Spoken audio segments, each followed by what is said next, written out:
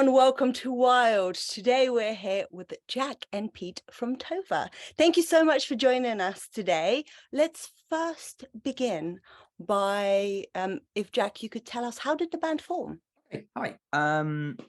Okay, so the band formed when I left another band middle way through a record deal. I got really annoyed and very upset, and I left.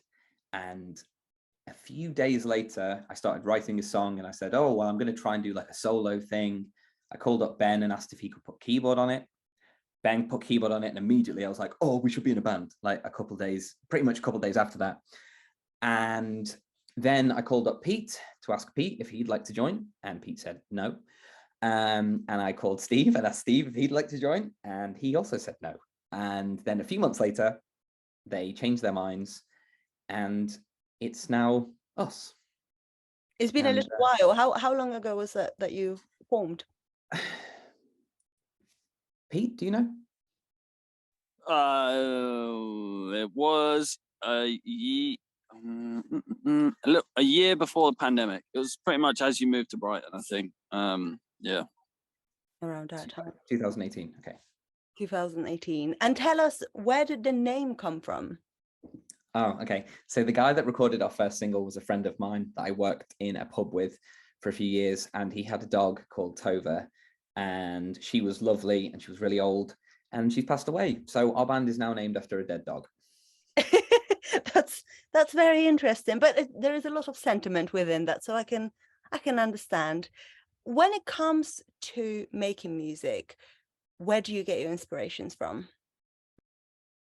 I'll ask that. So, oh well, it's kind of the same answer, really. We kind of I don't know. Jack always says that I just never stop listening to music. I mean, I would agree with it as well. And I just kind of I'm just constantly listening to music, all types of music. It comes from a lot of my inspiration. It's like a lot of garage music, a lot of like what was popular back in the 90s. I'm going through a massive like grunge phase at the moment. I'm listening to shitloads of grunge, and it's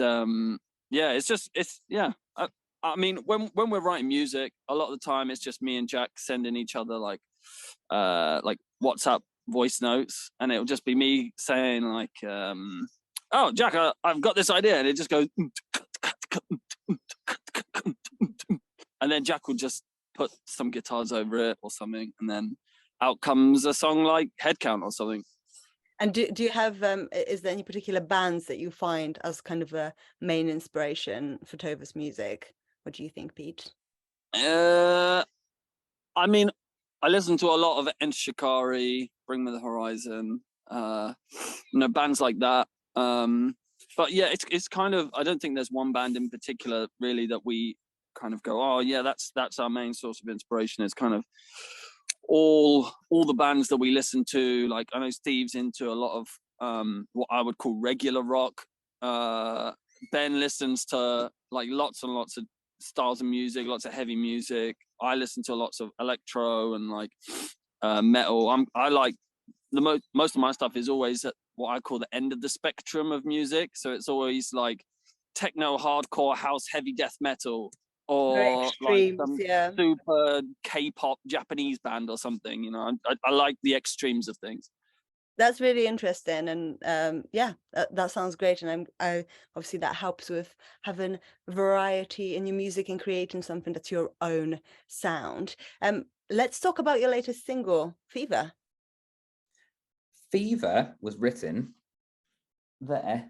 I wrote it there. It took 5 minutes to write after we had spent 6 months writing a collection of songs. We went into work with Dan Weller, who's produced like Enter Shikari and Bury Tomorrow stuff. And we were really, really excited. Myself and Pete have always said we wanted to work with two producers, Dan Weller and Rick Rubin. Rick hasn't called us yet, but we're waiting on it. Yeah, fingers crossed, waiting. Well, we couldn't afford it if he called us anyway. But we had all of these ideas, and we had one song, but I think Fear was the first one we wrote in the new direction of what we've gone into, the evolution of whatever the band is. And I think we just started to find our feet. And then wrote Fever, like I say, in about 5 minutes. Just wrote a little bass riff, sang a little voice note, straight to Pete. And we were like, this sounds great, but it doesn't sound like us, like at all. We were like, should we even, we were like, all right, let's put it on the list, sent it to Dan, and he was like, that needs to be recorded. And I think the main reason we had hired Dan to work with us is because we wanted an outside point of view. Myself and Pete, like he said a moment ago, write the majority of like the main ideas or the inspiration or the genre we're kind of like picking from will come from me and Pete. And then Steve and Ben throw stuff on top of that. I feel like those guys are too nice to tell me and Pete if something isn't going to work. So they'll put things on top of it anyway. We'll see how it goes. And then me and Pete will go, that was a bit mediocre. Whereas having the outside voice telling us this works really well, we'll go, oh, okay, great. There's been a few songs we've done where me and Pete have sat there and gone, this is the one that blows us up. This is the one that blows us up. And it hasn't happened. And then we did Fever and went, I don't know about that. And that's the one that's blown up. So that's done really well. Sometimes having that objective kind of view on things can be really helpful. And as you mentioned at the beginning, it only took you 5 minutes to write Fever. When others are talking about Tova, lyrics is something that comes across as something that's really important, because you talk about a lot of important subjects such as relationships and toxic masculinity as well. Tell us a little bit more about that, about the importance of lyrics to you. With the lyrics, when I was 14, I remember watching an interview with Jay-Z, and he said, I don't write lyrics down. And I went, oh, cool, I'm not going to do that either. And I don't write lyrics down ever. We set things up, and we'll get like a rough idea down of a song, again, just through voice notes. And then I make all the lyrics up on the spot. So I feel like it comes from a part of my brain where I can't really overanalyze what's happening, because it's coming out as it's being recorded for the first time. Like, it's the first time I've heard it, and when everyone else is hearing it, which I think is quite not unique, but it's quite interesting to me anyway. And because it's coming out and without a huge amount of thought, if any, it's often that something will come out and a word or a phrase will stick with me that I have maybe subconsciously been kind of like mulling over for God knows how long. For example, Fever was written about a relationship I had 7 years ago, but it's not 7 years ago, maybe even closer to 10 years ago, actually. Jesus. But it's not that I intended for it to be written about that. I wrote the lyrics, I kind of read through them and went, oh, that's what that was about. That's a bit strange. So I find kind of just utilizing it in your brain and kind of rolling with it rather than intentionally trying to tell that story. It's only when we're asked what the songs are about or what they mean that I figure out what they're about. And that sounds incredibly pretentious, and I am incredibly pretentious, but I find it every time I ever write lyrics down, the importance of it goes out of my head, because the nerd part of my brain comes out, and I try to go, oh, what if I do this with this syllable here and this, and this, and it becomes less about the meaning of it and more about how can I make this clever and function in a certain way. So it's just anything we talk about is going to be the same thing I write about, because I can't really lie very well. So I can't lie on the spot. So I can't lie in my lyrics. And I've tried to write things before where I'm like, this is going to be the song that 100,000 people sing back to us because it's so commercial and it's this, and this. And it doesn't really ever work. It has to be genuine for us to like it, I think. It's the personal stuff that it's what people connect to. And that's really wonderful. You have had 5 sold out London shows, which is incredible. And on the 10th of December, you are doing another gig at the Islington O2. Pete, tell us what can we expect from that gig? The same stuff as always. Like, I don't know. It's going to be another one of those shows where you just turn up going, oh, I wonder what's going to happen here. Let me just. A lot of people that come to those shows are new listeners, or they've listened to us only online and something, and they'll come check us out for the first time, and they'll just, let me see what they're like, see if they play music similar to the singles, and then they just kind of get blown away with the loudness, the ferocity of everything. I generally just go in the middle of the crowd and start playing at points. And yeah, I mean, it's just going to be madness, really. It's, how do I describe it? I heard a really good description of something. What was it? It was a comedian. He said, it's like a tiny pit bull terrier. That's basically our shows. Just a tiny little thing that when you get them riled up, will just run around like a headless chicken and just start barking at everything. That's pretty much one of our shows. Well, that sounds incredibly exciting. So if you haven't got the tickets yet, they will be linked down below. So do go and grab them before they go. Something that I personally found really cool and interesting is, Jack, you often kind of inspire people, or kind of tell people to maybe buddy up if they're going to a gig alone, trying to find ways to make it safer for people and more exciting, and maybe even people who may have some spare money are able to buy tickets for those who can't, so they can go and enjoy live music. It's really fascinating. It's really interesting. It's a really cool concept that I have not seen before, and obviously it works. So tell us more about, how did you come up with that idea of bringing that community together that way? So I don't know, for a lot of like straight male listeners will have heard of something called pink tax. And pink tax is essentially, for people that don't know, is what essentially, I'd say women, but also anyone that isn't a straight man has to essentially, you know, get a taxi home, even if there is a pub that's 2 minutes down from their house. And the response from a man would be, oh, it's just because you're lazy. It's like, no, because I don't want to get attacked and I can't afford to, or the sun's gone down, so I can't go outside now. Or I can't walk the shortcut way home, so I need to go around this way. Or I need to be able to buy products for myself each month that a man would never have to buy, and it's taxed, and it's this and this. And I feel there is a large part of our fan base that isn't male, and it feels disingenuous to me to write lyrics about disliking the patriarchy, or write lyrics about things that are trendy, you know, to sell songs to people who think we're, you know, like we care about things, and then we don't. And because we really do. And I wanted to be able to set up, so we set up a Discord that meant that if anyone was going to the show on their own, one, they could meet someone at the gig, and also if they weren't able to go home with somebody, they could put a message in that chat and say, oh, I'm home now. In the same way that when you're a kid, you might message a parent and say, oh, I've just gone to my friend's house or something.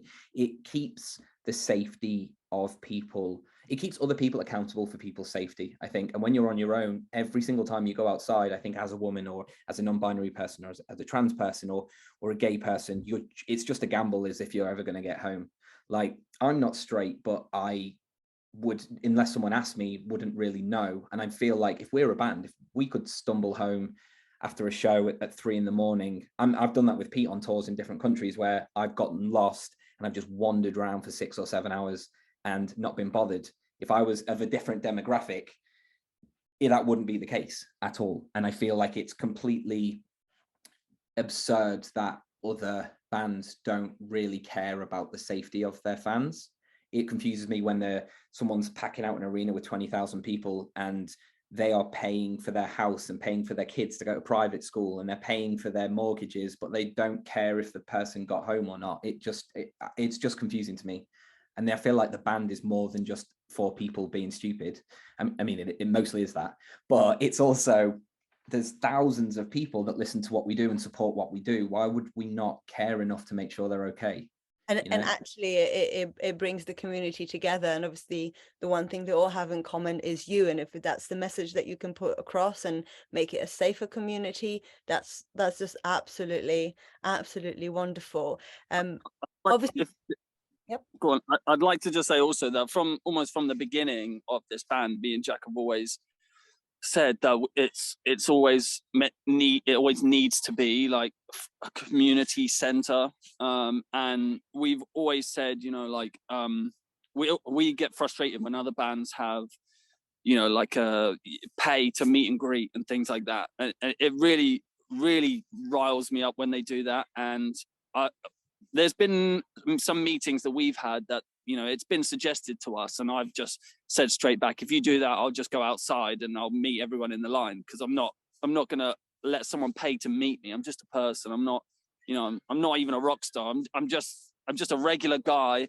I mean, I'm sat in a park bench doing a meeting right now, doing a, you know, a Zoom meeting. So I'm just a normal person, and I want everyone else to feel that, and feel that, yeah, we make some like cool music, but we're all in it together, whether it's, you know, we're all struggling or we're all doing really well. If one of us does well, all of us do well. That's incredible, and what an important message to have as well. When it comes to your community, obviously TikTok has been incredibly successful for you, and it must have been a great tool to help promote the band. Now you have, is a 250,000 followers on there now, which is insane. Tell us a little bit about some positive and maybe negative experience that you've had kind of blowing up on social media. Positive would be 99% of the people that have seen us, have supported us, have helped us to get where we are all from TikTok. And another positive would be that we joined it 18 months ago, and I feel as if we hadn't have been on there, we would probably still be in the same position that we were, and it would take a much longer time for us to grow to the size that the band is now, with any other kind of social media. Instagram didn't work as well for us in the start, and I feel as if obviously Facebook is more of a, I don't even know. I feel it's used for maybe to like catalog what's happened, perhaps. I'm not funny enough for Twitter, just about funny enough for TikTok. So I feel the good thing about that as a platform is it's helped to just kind of show off personalities rather than show off, we did this show, we've done this. And something I find really funny is bands that have been going for a very long time, who have been big since MySpace, and then have gone from MySpace to Facebook, and people have followed them because of that, and then Facebook to Instagram because of that. When they get on TikTok, it doesn't matter, because unless your video does well, no one's going to see that you have a page. So it's every single time you put a video out, it's like a fresh start. So really small band, like when we joined it, I think when we joined TikTok, we had 30 followers on Spotify, and now we've got 10,000, and it was a year and a half ago. I think it doesn't matter how big or small the artist is, there is a level platform for people to showcase what they're doing. And I know that they now have, oh, you can pay for this, you can pay for videos. I think you really shouldn't have to do that at all, because all of the promotion we've done for our shows, BBC Radio 1, Kerrang, anything that we've done, we have done organically, because it's all come from there. And the only negatives I would say is, when I first started it, there was a degree of like number chasing. I am a recovering addict, so anything I can latch an addiction onto, I will. And I'd be like, oh, we've got this many followers today, now we've got this many. That's a really tricky thing.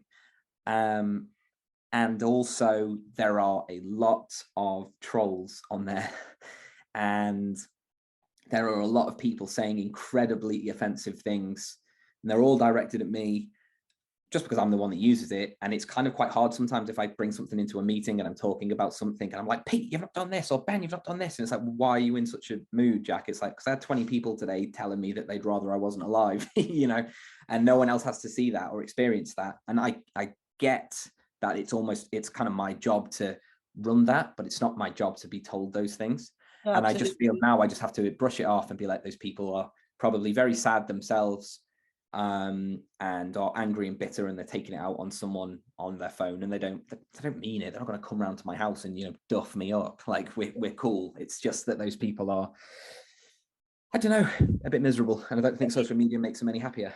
You're completely right, and those things should be regulated, so then you can focus on the positives and the wonderful community that Tova has created, rather than those few people who are just out there being nasty. And hopefully social media that is something that can be improved. It's gotten better, but hopefully it can continue to get better and better as time goes on.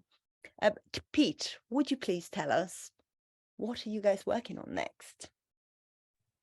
Oh, goodness me, this is where I show how much I'm listening to our band meetings. Oh goodness, what are we doing? I know that we're doing some recording at some point.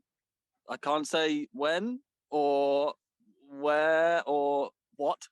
I know that we're going to do some recording. We might do a tour.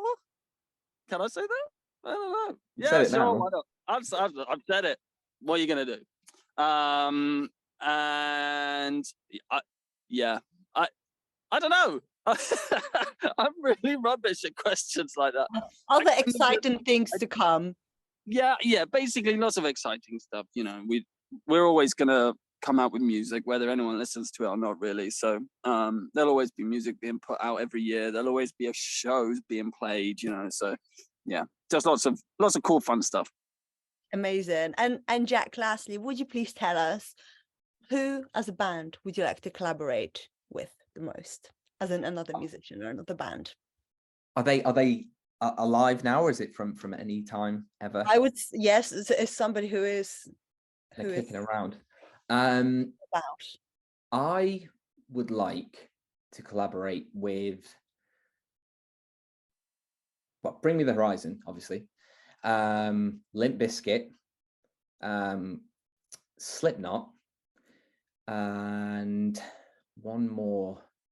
Kim Petras, and also the guys from People Just Do Nothing. I really want to do a garage song with them. That's Corrupt amazing. FM. We have to do a song with Corrupt FM. Yeah. Well, those are all amazing artists, and I would absolutely love to hear all of this. All of those collaborations would be absolutely amazing. Guys, thank you so much for joining us today. It's been really great to get to know you. Anyone who has not heard of Tova yet, I'm sure that you have. But if you have not, all of the links are down below, so be sure to check them out. And the tickets to the Islington O2 gig on the 10th of December is down there as well. So go and grab yourself a ticket before they're sold out again. And yeah, we'll see what you're up to next soon. Thank you very much. It was awesome. Yeah, thanks a lot. Thanks.